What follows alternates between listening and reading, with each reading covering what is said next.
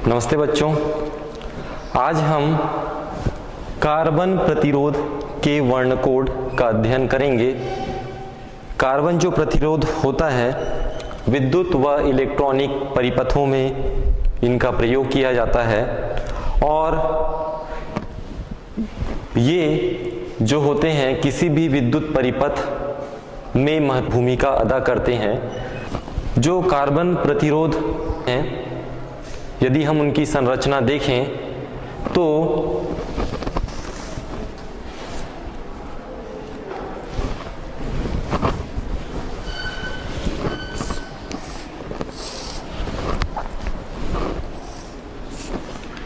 एक गोल सिरे का होता है। इसमें 4 संकेंद्रीय रिंग, 4 इनमें रिंग होती हैं, अलग अलग रंगों की, भिन्न भिन्न रंगों के।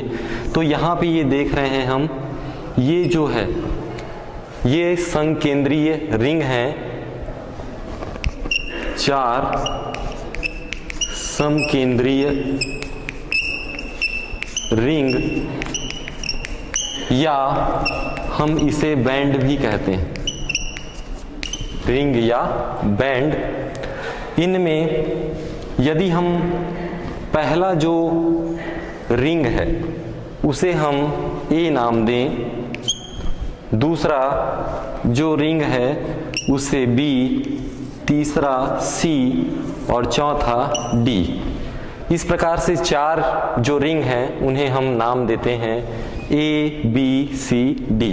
तो इस प्रकार से 4 यहाँ पे रिंगों का हमने नामकरण किया। इसमें पहले के जो 2 रिंग हैं, पहले के 2 रिंग से तात्पर्य रिंग ए और रिंग बी। ये जो रिंग हैं, ये इस जो प्रतिरोध है, प्रतिरोध का जो मान है उसका सार्थक अंक को ये प्रदर्शित करता है। और जो सार्थक अंक होते हैं वो हम 0 से 9 तक लेते हैं। सार्थक अंक हम 0 से 9 लेते हैं। तो ये जो ए और बी हैं, इनमें जो अंक हैं वो 0 से 9 के बीच होते हैं। तीसरा जो हमारा बैंड है या रिंग है, जिसे हम दशमलव गुणक कहते हैं। दशमलव गुणक, दशमलव मतलब 10, गुणक मतलब गुणांक। तो यह जो तीसरा जो रिंग होता है, यह 10 की घातों में व्यक्त होता है।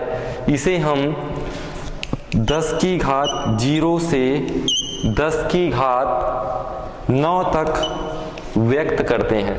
अर्थात ये जो तीसरा जो रिंग है वो 10 की घात 0 से 10 की घात 9 तक होता है।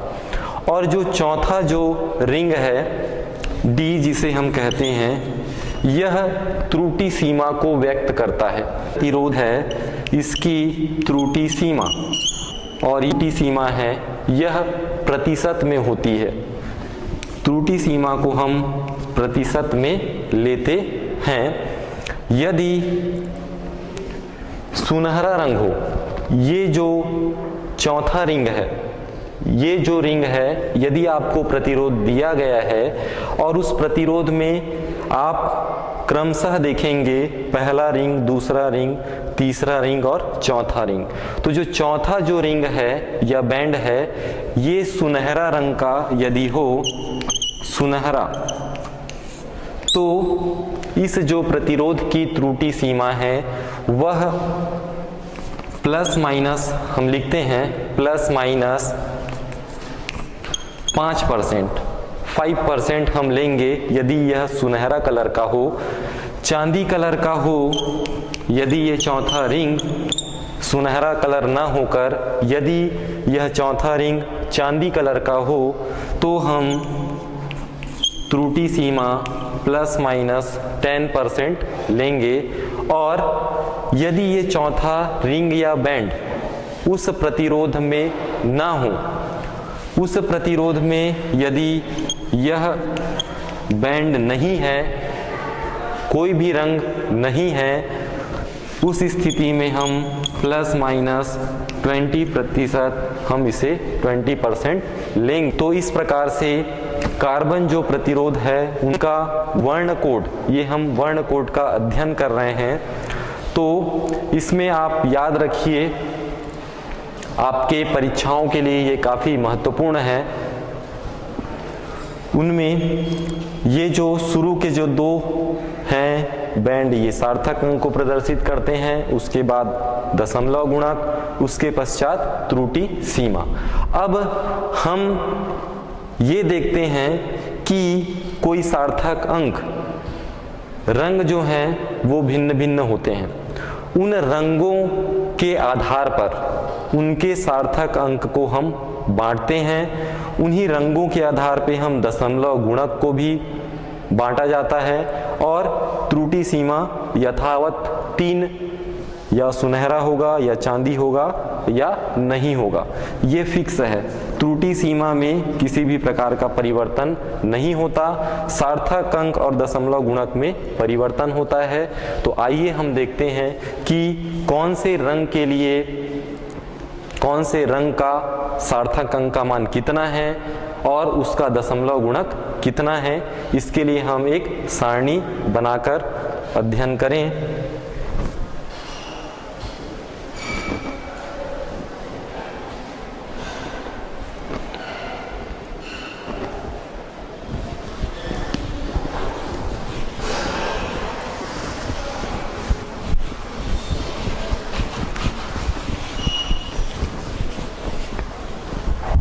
तो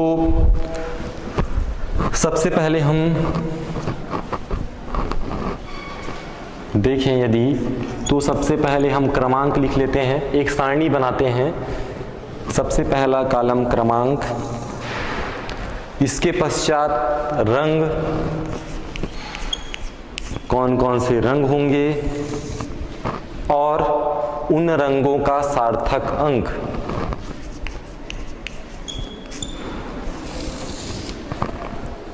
और उनका दशमलव गुणांक,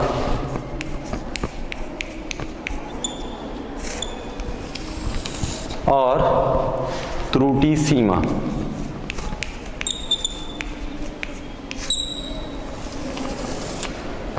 इस प्रकार से यदि हम एक सारणी का निर्माण करें जिसके माध्यम से आप किसी भी प्रतिरोध का मान ज्ञात कर सकते हैं, तो रंग जो हैं, रंगों का जो क्रम है उसको आप याद रखने के लिए एक सिंपल तरीका देखिए। बी रॉय, हम कैसे लिख रहे हैं? B Roy, great Britain, very good wife. हमने कैसे देखा? B Roy, great Britain, very good wife. तो इस प्रकार से ये रंग हमारा तैयार हो गया। पहला, दूसरा, तीसरा, चौथा, पांचवा, छठवां, सातवां, आठवां, नौवां, 10वां। तो कुल जो 10 रंग हैं वो क्रमशः तैयार हो गए। सबसे पहले यहाँ पे बी से आप ब्लैक लेंगे। प्रारंभ हमको काले से करना है। आप देख लीजिए ब्लैक बोर्ड काला है, काले रंग का है, तो आप सबसे पहले शुरुआत किससे करेंगे? ब्लैक से। तो यहाँ पे जो बी है वो कैसा कलर है? ब्लैक। ब्लैक मतलब काला। तो पहला जो रंग है वो कैसा होगा? काला होगा। दूसरा आप देख रहे हैं कैसा है ये? ब्राउन। बी से ब्राउन लेंगे, ब्राउन अर्थात भूरा, तो दूसरा आपका रंग हो जाएगा भूरा। तीसरा आर, आप जानते हैं आर से होता है रेड। रेड लाल, इसके पश्चात ओ ऑरेंज, ऑरेंज जिसे आप संतरा या नारंगी भी कहते हैं, तो नारंगी आप लिख लीजिए, चौथा रंग। पांचवा वाई, वाई से येलो, येलो पीला। छठवां रंग क्या होगा? जी, जी से ग्रीन, ग्रीन मतलब हरा। सातवां बी, बी से ब्लू, ब्लू मतलब नीला।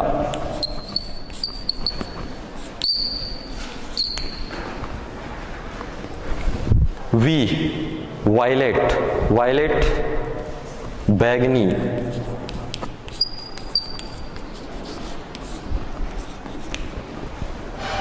जी ग्रे, ग्रे को हम बोलते हैं स्लेटी।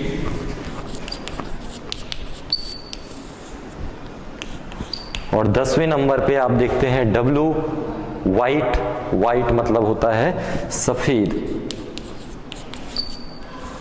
इस प्रकार से ये हमने रंगों को BB Roy great Britain very good wife के आधार पे हमने लिखा। तो यदि आप याद रखते हैं बीबी रॉय वेरी, रंगों का जो क्रम है वो निर्धारण कर सकते हैं, उसे आप याद कर सकते हैं।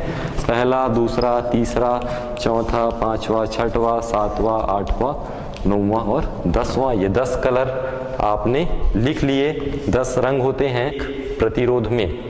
कार्बन का जो प्रतिरोध है वो कार्बन से बना होता है, उसमें 10 रंग मिलेंगे आपको, चाहे काला, भूरा, लाल, नारंगी, पीला, हरा, नीला, बैगनी, स्लेटी, सफेद। अब इन रंगों के जो सार्थक अंक हमको लिखना है, सार्थक अंक बनाना है, तो आप सिंपल सा 0 से आप प्रारंभ कीजिए। 0, फिर 1, 2, 3, 4, 5, 6, 7, 8 और ये 9। तो आप 0 हैं तो 0, 1, 2, 3, 4, 5, 6, 7, 8, 9 तक जाएगा। 1 से 9 हुए और ये 0, कुल 10। तो देखिए हमारे पास 10 कलर हैं, उनके ये क्या हो गए? सार्थक अंक हो गए। अब इन्हीं अंकों को गुणांक बनाना है, तो दशमलव गुणांक बनाना है। तो दशमलव गुणांक के लिए हम क्या करेंगे कि ये जो 0 है या 1 है उसे हम 10 की घात में लिख देंगे।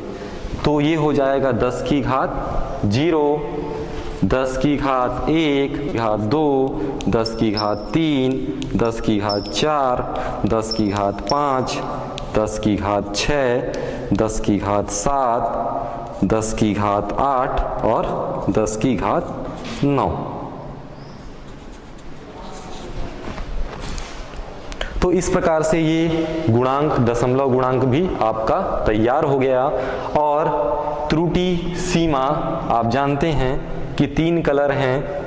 यदि हम लिखें तो एक तो सुनहरा और दूसरा है चांदी और तीसरा कोई भी रंग नहीं है, कोई रंग नहीं। तो यदि सुनहरा है तो हम क्या लिखेंगे त्रुटि सीमा में? ±5%। यदि चांदी का है तो ±10%, और कोई रंग नहीं है तो ±20%। और क्रमांक सीरियली है तो ये हो जाएगा 11, 12, 13। तो इस प्रकार से 13 जो मुख्य चीजें हैं, ये यदि आपको सारणी याद है तो आप उस कार्बन प्रतिरोध का मान ज्ञात कर सकते हैं। तो सिंपल सा है, यदि आप इसे भी याद रखें, BB Roy great Britain very good wife, हमने यदि अंकों को 1 से लिखा है, यदि आप इनको सार्थक अंक बनाना चाहते हैं, सार्थक अंक बनाना चाहते हैं तो आप रफ कार्य में आप इसे लिख लीजिए BB Roy great Britain very good wife, और यहाँ 0 से लिख लीजिए 0, 1, 2, 3, 4, 5, 6, 7, 8, 9। आप रफ कार्य में इस प्रकार से कर। सिंपल ब्लैक का, काले का 0, ब्राउन भूरे का 1, रेड लाल का 2, ऑरेंज का 3, येलो का 4, ग्रीन का 5, ब्लू का 6, वायलेट का 7, ग्रे का 8 और वाइट का 9। इसी को यदि दशमलव गुणक आप चाहें तो 10 की घात 0, 10 की घात 1, 10 की घात 2, 10 की घात 3, 10 की घात 4, 10 की घात 5, 10 की घात 6, 10 की घात 7, 10 की घात 8 और 10 की घात 9। उसी को आप ऐसा अलग से भी लिख लेंगे तो आपका पूरा जो ये सारणी है ये उसमें तैयार हो जाता है। ये जो 0 वाले हैं वो सार्थक अंक और ये 10 की घात वाले हैं ये दशमलव गुणांक कहलाते हैं। अब आइए हम देखते हैं कि कोई आपको प्रतिरोध दिया गया है, उस प्रतिरोध का मान कितना है यदि आपको निकालना है तो आपको परीक्षा में दिया रहेगा कि 3 आपको प्रतिरोध मैंने बताया, शुरू के जो 2 हैं वो सार्थक अंक है, उसके बाद दशमलव गुणक है और उसके बाद क्या है, शून्यांक त्रुटि। तो इस प्रकार से यदि मैं एक प्रतिरोध बनाऊं और उस प्रतिरोध में यदि मैं 3 और ये चौथा, तो कोई भी प्रतिरोध आपको दिया है उसमें मुख्य 4 रिंग होंगे। कभी ऐसा हो सकता है कि किसी प्रतिरोध में चौथा रिंग ना हो, ऐसा हो सकता है। ठीक, तो 2 प्रकार के प्रतिरोध आपको मिलेंगे, एक जिसमें 4 रिंग होंगे और दूसरा जिसमें 3 रिंग होंगे, चौथा रिंग नहीं होगा। तो ये 2 प्रकार के ही प्रतिरोध आपको मिल सकते हैं। तो हम देखें कि यदि 4 रिंग हों तो पहला रिंग है A, B, C, D, यदि हम नाम दे दें तो शुरू का यदि तीनों लाल कलर का है, आप प्रतिरोध आप ऐसा देंगे, आपको प्रतिरोध एक छोटा सा रहता है कार्बन से बना हुआ, उसमें एक चौक को ही आप देख लीजिए, ये चौक है जैसे ये मान लीजिए प्रतिरोध है, इसमें 4 रिंग होंगे। कितने रिंग? 4, जिसमें शुरू के 3 लाल कलर के हैं। जब आप उसको देखेंगे तो शुरू के 3 यदि क्या हों, लाल कलर के हों और चौथा जो है वो चांदी कलर का है। चौथा जो है कैसा है? चांदी कलर का। तो चांदी कलर किसका है? त्रुटि सीमा का है। चांदी कलर जो है देखिए वो आएगा आपका त्रुटि सीमा में। तो आप ये जान लेंगे कि जो शुरू के 3 है, पहला हमारा 2 क्या है, ये सार्थक अंक है, ये कौन सा है, दशमलव गुणक है, और ये क्या है, त्रुटि सीमा है।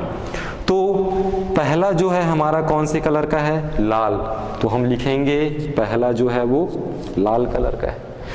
दूसरा रिंग भी कैसा है, लाल कलर का, तो दूसरा रिंग भी लाल कलर का। तीसरा जो है वो भी कौन से रंग का है, लाल है, तो हम उसे लाल लिखे। और चौथा यदि हम देखें तो चांदी कलर का हमको दिख रहा है, तो हम उसे चांदी। इस प्रकार से चारों जो रंग हैं उस प्रतिरोध में हम क्रमशः लाल लाल लाल और चांदी ये हमने देखा और उसे लिखा, लाल लाल लाल और चांदी। अब ये जो प्रतिरोध है इसका मान कितना है ये हमको ज्ञात करना है। तो शुरू का जो 2 है वो किस अंक को प्रदर्शित करता है, सार्थक अंक को। तो हम अब सारणी में देखेंगे कि लाल जो है रंग कहाँ पे है, ये लाल रंग हमें दिख गया। अब उस लाल का अंक कितना है, 2। तो शुरू का जो 2 है वो क्या है, सार्थक अंक। तो पहला जो है उसमें हम क्या लिखेंगे, 2। दूसरा कलर देखते हैं वो भी लाल रंग का है, उसका भी सार्थक अंक कितना, 2, तो हम वहां पे लिखेंगे 2। अब तीसरा जो कलर देखते हैं वो क्या है, लाल है, और तीसरा जो है वो क्या कहलाता है, दशमलव गुणक, जिसे हम गुणांक कहते हैं, और इसमें हम किसका लेंगे, लाल। तो ये लाल हो गया। अब इसमें आप देखिए कि जो गुणांक है वो कितना है, 10 की घात 2। तो आप वहां पे गुणांक लिख लेंगे 10 की घात 2। अब चौथा जो है वो हमारा चांदी। चांदी क्या होता है? त्रुटि सीमा। तो चांदी की देखिए त्रुटि सीमा कितनी है? -10%। धन ऋण 10%, उस मान को हम यहाँ पे लिख दिए धन ऋण 10%। तो इस प्रकार से यदि हम इस प्रतिरोध का मान देखें तो ये हो गया 22, ठीक है। 10 की घात 2 मतलब कितना? 10 की घात 2 मतलब कितना? शून्य, 2 शून्य होगा। 10 की घात 2 मतलब 100। 100 को 22 से गुणा करेंगे तो कितना आएगा? 2200। अब जो हमारा प्रतिरोध है, प्रतिरोध का मात्रक क्या होता है? ओम। ओम होता है ना, तो 2200 हम लिखेंगे ओम। उसके पश्चात जैसा त्रुटि सीमा है, जैसा है वैसी हम लिख देंगे। तो हमारा लाल और चांदी कलर का जो हमको प्रतिरोध दिया है उसका मान आया 2200 ओम ±10%। तो इसे आप ऐसा भी लिख सकते हैं 2200 ओम ±10%। तो उस प्रतिरोध का मान कितना हुआ? 2200 ओम। तो परीक्षा में आपको दिया रहेगा कि कोई प्रतिरोध है जिसमें पहला पीला रंग का है, दूसरा बैंगनी रंग का है, तीसरा नीला रंग का है और चौथा रंग नहीं है। अब तब क्या करेंगे? 3 रंग दिया हुआ है, पहला हमको क्या दिया है? पीला। पहला मान लीजिए पीला दिया है, दूसरा दिया है बैंगनी और तीसरा दिया है आपको भूरा। 3 रंग दिए हैं। शुरू का 2 रंग क्या बताया मैं? सार्थक अंक लेंगे आप। तीसरा जो है वो दशमलव गुणांक लेंगे और चौथा नहीं है तो आप क्या लेंगे? नहीं है तो हमारे लिए देखिए कोई रंग नहीं है तो हमको ±20% लेना है। उस प्रतिरोध में नहीं है, केवल 3 रंग हैं, चौथा रंग नहीं है, तो हम त्रुटि सीमा ±20% लेंगे। तो हम आइए उसके लिए यदि बनाएं तो हम सबसे पहले क्या लेंगे? पीला।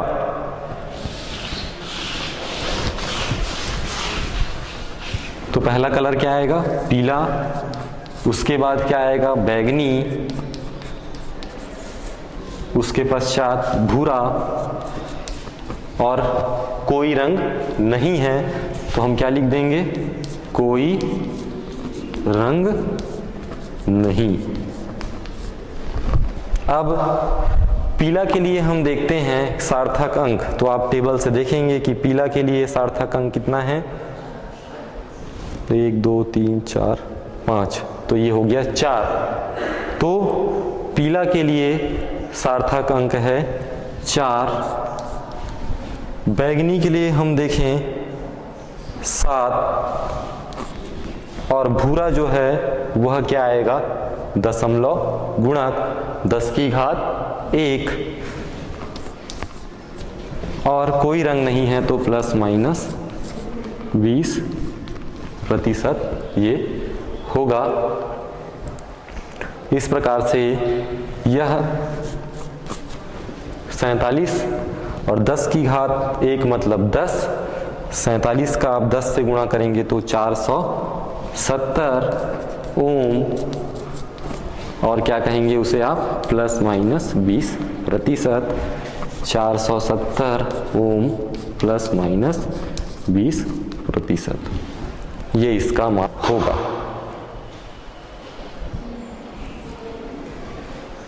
तो इस प्रकार हमने 470 ओम ±20% उस रेजिस्टेंस का मान प्राप्त किया। इसी प्रकार से आपको कोई भी मान का यदि दे दिया जाए तो उस आप प्रतिरोध का मान ज्ञात कर सकते हैं। तो आप अभ्यास के रूप में कुछ प्रश्न मैं यहाँ पे लिख रहा हूँ, उसे आप बनाइएगा। जैसे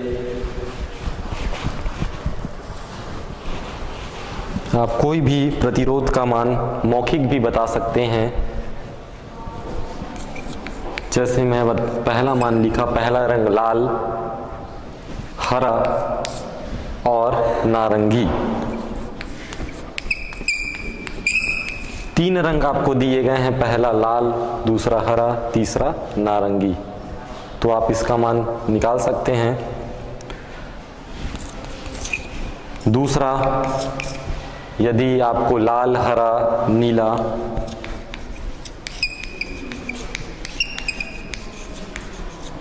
और सुनहरा दिया हो,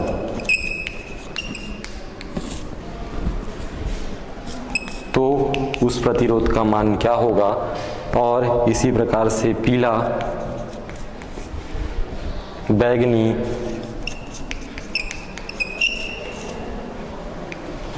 भूरा और चांदी कलर का यदि हो चौथा बैंड, तो क्या होगा। तो आपको प्रतिरोध दिए गए हैं, जिनके क्रमशः मान आपको लिखना है। तो आप बना के देखिए पहले का कि लाल, हरा और नारंगी इसका कितना होगा। आप बनाइए अपनी कॉपियों में, लाल, हरा, नारंगी इस प्रतिरोध कितना होगा।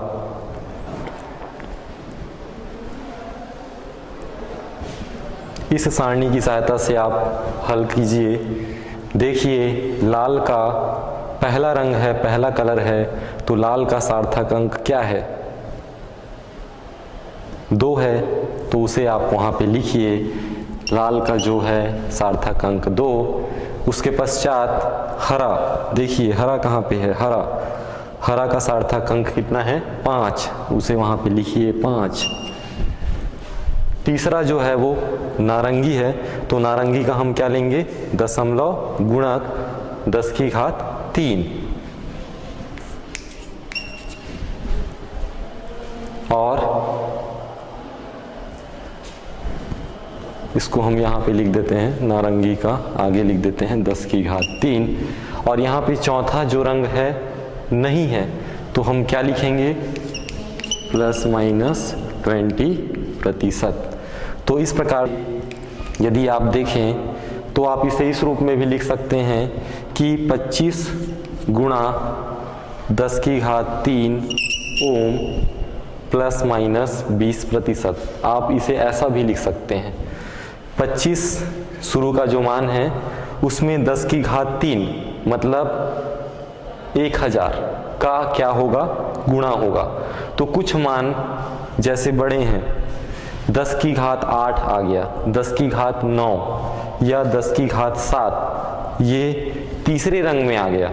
तीसरा जो कलर है उसका मान ज़्यादा है। जैसे हम देखें, लाल का है 2, लिखे, हरा का है 5, उसे भी लिखे, नीला, तो देखिए नीले रंग का जो है वो है 10 की घात 6। तो आप 10 की घात 6 में कितनी बार है, 6 बार है। तो आप 6 बार शून्य न लगाने के बजाय यहाँ पे आप उसे गुणा कर दीजिए। तो 25 गुणा 10 की घात 6 ओम, और सुनहरे कलर के लिए कितना है, 5%। तो धन ऋण 5%। आप बड़े मानों को इस प्रकार से भी लिख सकते हैं। इसी प्रकार से पीला, बैगनी, भूरा और चांदी का आप बनाएंगे तो पीले का है 4, बैगनी का यदि आप देखें तो है 7, भूरा का यदि आप देखें तो भूरा का हम 10 की घात 1, इसे आप गुणा में भी लिख सकते हैं ओम, फिर धन ऋण, चांदी है तो 10% हम लेंगे। तो इस प्रकार से छोटा यदि मान है उसे आप 10 की घात 1 मतलब 10, और 10 का 47 से गुणा हुआ तो हो गया 470 ओम, धन ऋण 10%।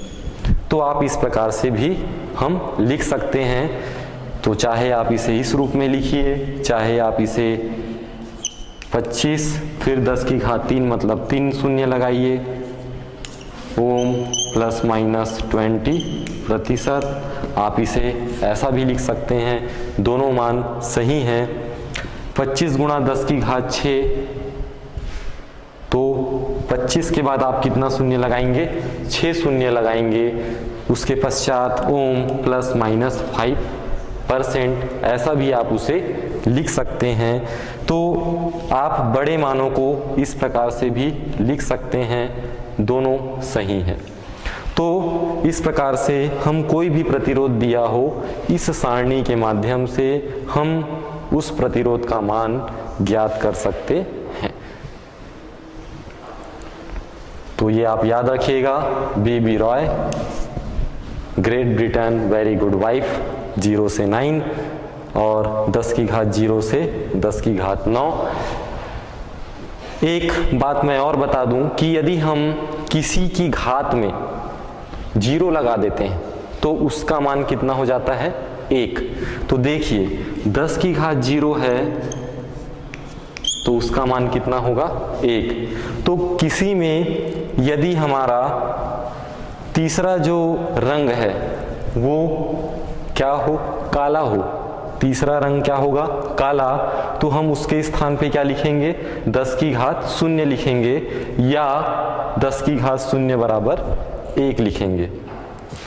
तो इस बात को आप याद रखिएगा कि जैसे हमारा ये चौथा रंग, तीसरा रंग, चौथा बोलता हूँ, तीसरा जो रंग है, बाय द वे यहाँ पे रंग यदि मैं परिवर्तन कर दूं,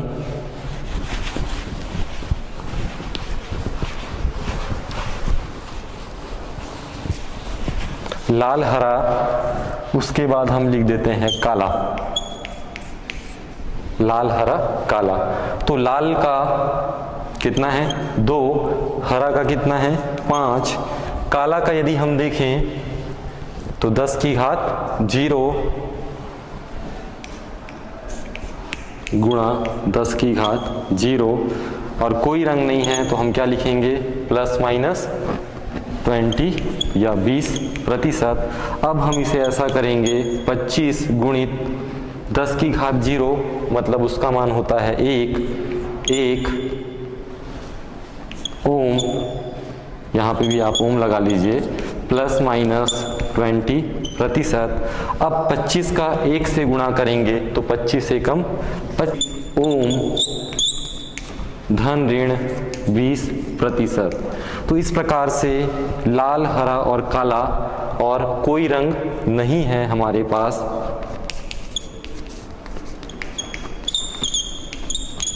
उस प्रतिरोध का जो मान है वह हमें 25 ओम धन ऋण 20% यह प्राप्त होता है। तो उस प्रतिरोध का मान 25 ओम है, उसमें त्रुटि सीमा जो है वह 20% है या होगी। तो इस प्रकार से काला यदि हम रंग तीसरे स्थान पे यदि है तो हम 10 की घात 0 अर्थात 1 उपयोग में लाएंगे और उस 1 से सामने वाली जो राशि है उससे गुणा करेंगे। तो सामने वाली राशि आपका ये जो 2 डिजिट है, जो 2 अंक है, वह 25 बन जाएगा और 1 से गुणा होगा तो 25 ओम प्लस माइनस 20 या 20% उस प्रतिरोध का मान होगा। तो आप कोई भी रंग इससे बना लीजिए, पीला, हरा, लाल, इसका कितना होगा, हरा पीला स्लेटी कितना होगा, भूरा लाल नारंगी प्रतिरोध का मान कितना होगा, काला लाल भूरा चांदी चौथा रंग है, इसका मान कितना होगा, स्लेटी नीला नारंगी कोई रंग नहीं, इसका मान कितना होगा। तो आप अभ्यास के लिए इन रंगों का कोई भी 3 रंग आप ऊपर से ले लीजिए इनमें से, और चौथा जो होगा वो चांदी, सुनहरा या कोई रंग नहीं, ये चौथा आपका जो है वो बैंड होगा। बाकी जो 3 हैं, शुरू के जो 3 रंग हैं वो इन 10 जो रंग हैं उनमें से होंगे। अब आगे बढ़ते हैं। आगे है विशिष्ट प्रतिरोध या प्रतिरोधकता।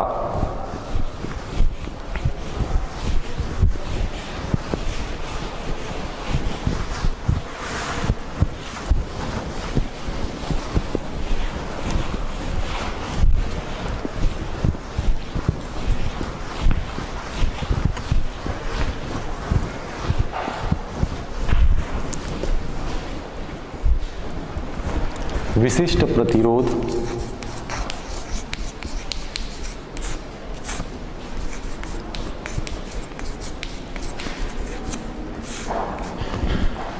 या जिसे हम प्रतिरोधकता कहते हैं।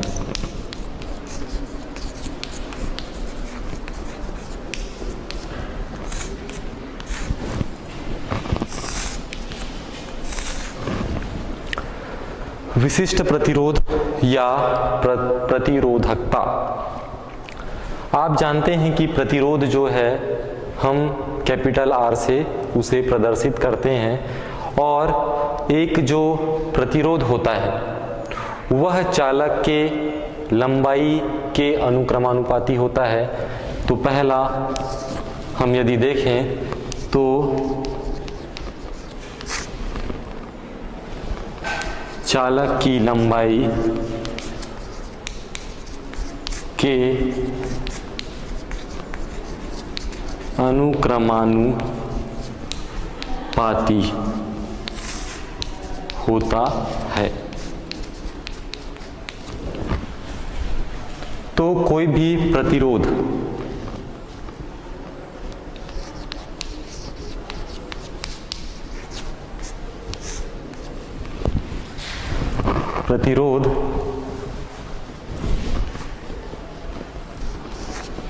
जो है वह चालक की लंबाई के अनुक्रमानुपाती होता है। यदि हम चालक की जो लंबाई है उसको इसे तो जो प्रतिरोध है जिसको हम R से दर्शाते हैं R अनुक्रमानुपाती होता है L। तो ये हमारा पहला समीकरण आया। दूसरा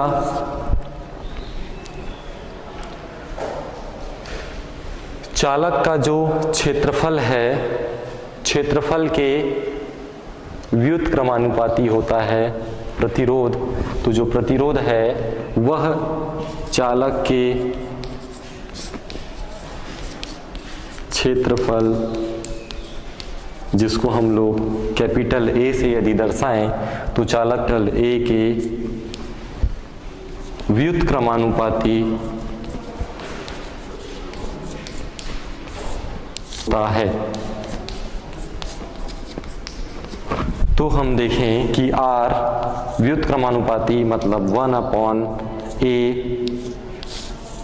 यह हो जाएगा। ये हो गया समीकरण हम 2 दें। और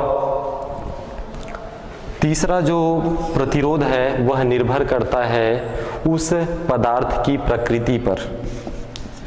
पदार्थ की प्रकृति पर निर्भर करता है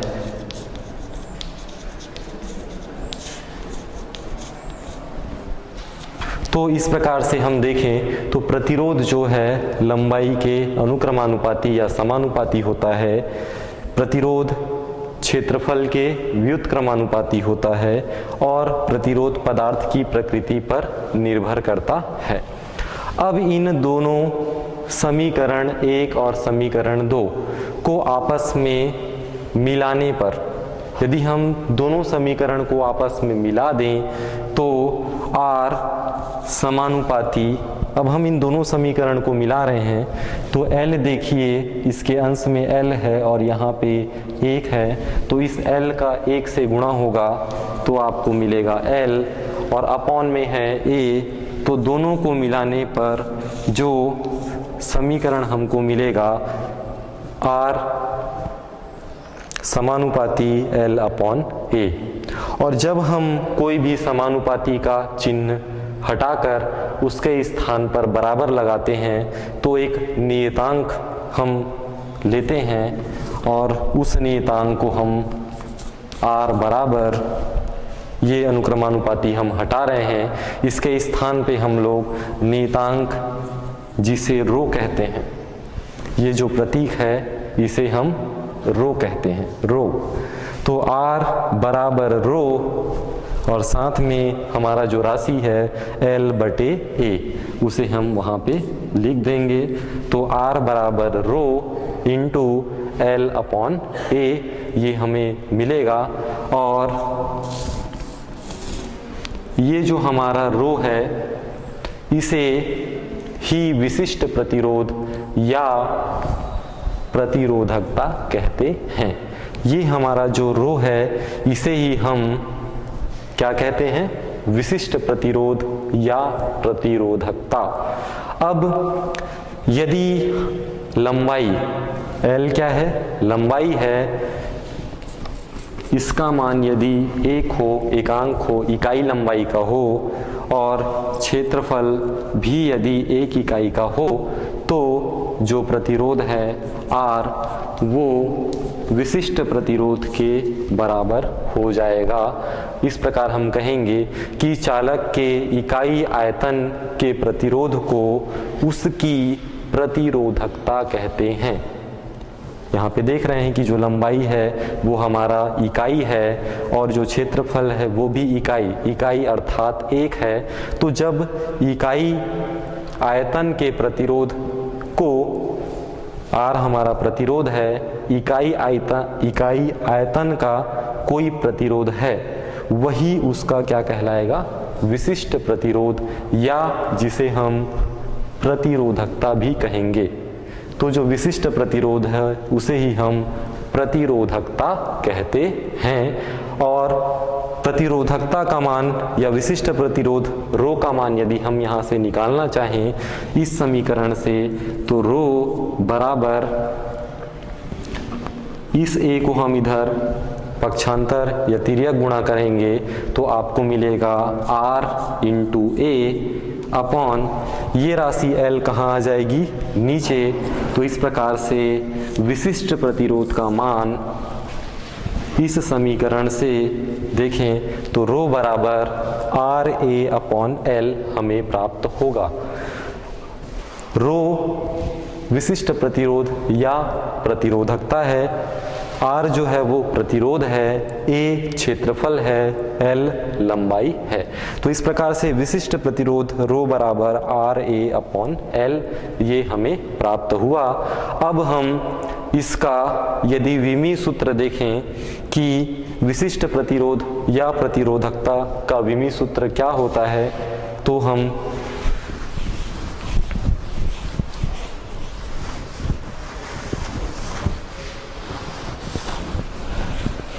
देखते हैं कि जो रो बराबर हमारे पास हमें मिला RA अपॉन L, ये हमारा सूत्र हुआ कि विशिष्ट प्रतिरोध या प्रतिरोधकता रो बराबर RA upon L।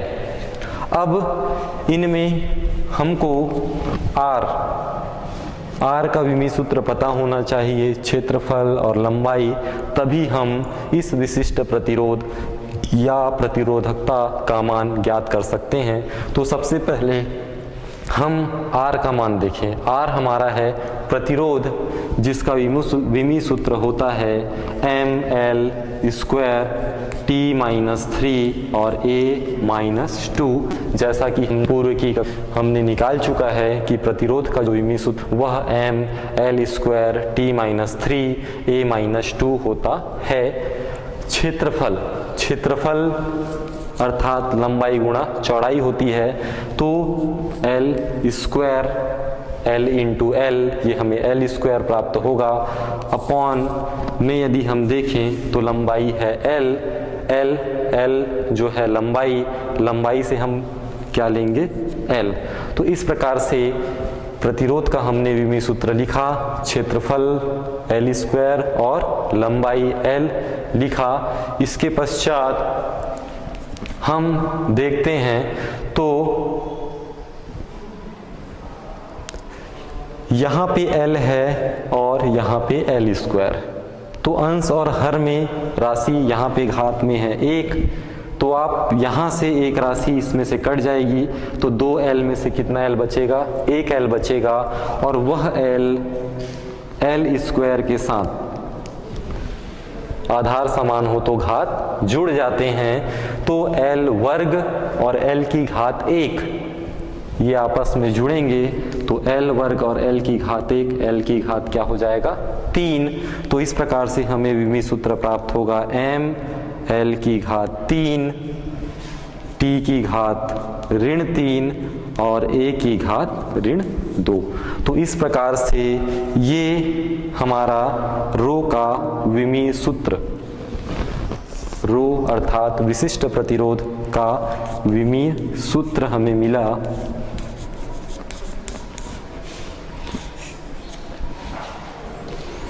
m l cube t minus 3 और a माइनस 2, ये हमें प्राप्त हुआ।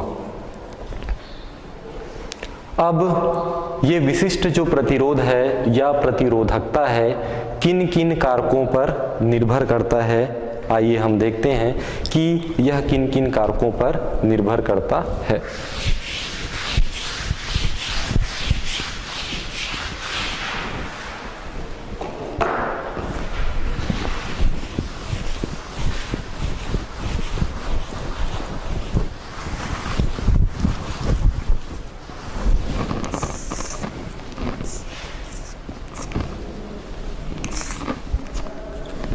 इसकी हम क्या देखें, निर्भरता।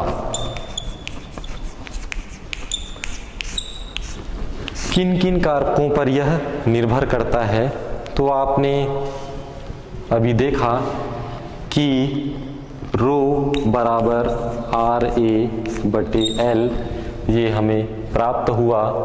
यदि हम इससे R का मान निकालें तो R बराबर यह हो जाएगा, ये ऊपर चला जाएगा तो रो L अपॉन में आ जाएगा A।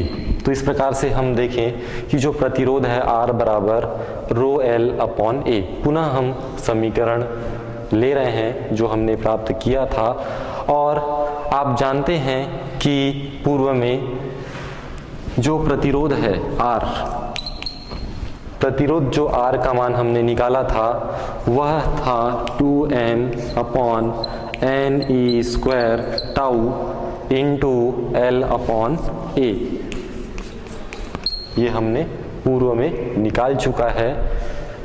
तो यदि हम दोनों को आपस में देखें तो यहाँ भी R है, यहाँ भी R है, यहाँ भी L है, यहाँ भी L है, A है, A है।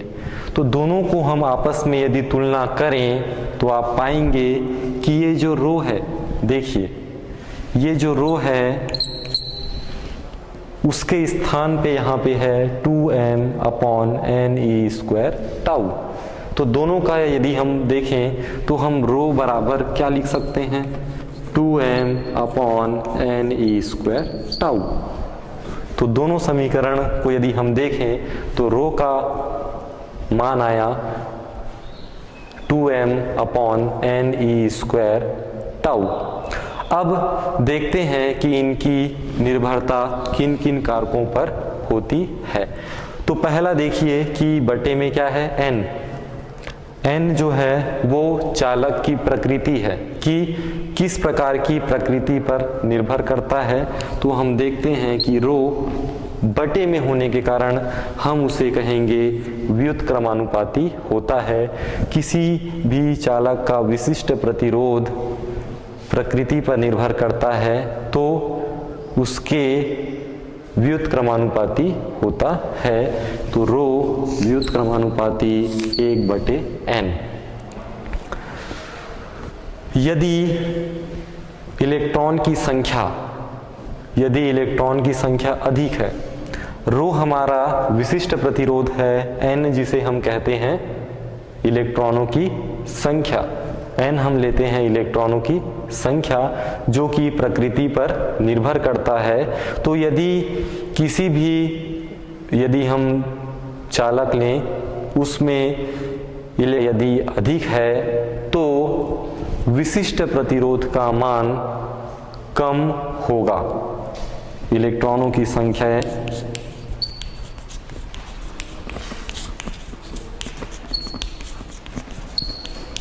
अधिक है तो हमारा जो विशिष्ट प्रतिरोध है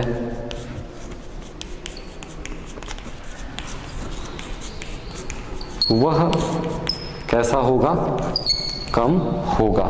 तो याद रखिए कि यदि इलेक्ट्रॉनों की संख्या अधिक है तो विशिष्ट प्रतिरोध कम होता है। दूसरा यदि हम देखें तो रो व्युत्क्रमानुपाती, यहाँ देखिए इस समीकरण में 1 क्या है, टाउ। तो टाउ हम किसे कहते हैं, श्रांति काल को कहते हैं। तो 1/टाउ के व्युत्क्रमानुपाती होता है विशिष्ट प्रतिरोध। तो विशिष्ट प्रतिरोध टाउ के व्युत्क्रमानुपाती होता है। ठीक, टाउ जो है श्रांति काल होता है, और जब किसी भी चालक का यदि आप ताप बढ़ाएं, आप उसे टेम्परेचर देते जाएं, तो ताप को बढ़ाने पर उस चालक का विशिष्ट प्रतिरोध है वह क्या होगा, बढ़ जाएगा। तो ताप बढ़ाने पर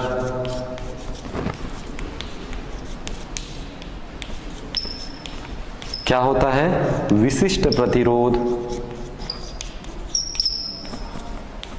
जिसे हम प्रतिरोधकता भी कहते हैं, वह क्या होगी, बढ़ जाएगी। तो आप याद रखिए कि इलेक्ट्रॉनों की संख्या यदि अधिक है तो विशिष्ट प्रतिरोध कम होगा, और यदि ताप बढ़ाएं तो ताप बढ़ाने पर विशिष्ट प्रतिरोध जो है बढ़ जाएगा। तो इस प्रकार से विशिष्ट प्रतिरोध दो बातों पर निर्भर करता है, जिसके बारे में हमने अध्ययन किया। अगली कक्षा में हम विशिष्ट प्रतिरोध और प्रतिरोध, हमने दो चीजें पढ़ा है, एक प्रतिरोध पढ़ा और एक विशिष्ट प्रतिरोध। इन दोनों के बारे में हमने अध्ययन किया, इन दोनों को हम जानते हैं। तो अब इन दोनों में क्या अंतर है, प्रतिरोध और विशिष्ट प्रतिरोध में अंतर, यह हम अगली कक्षा में पढ़ेंगे। धन्यवाद।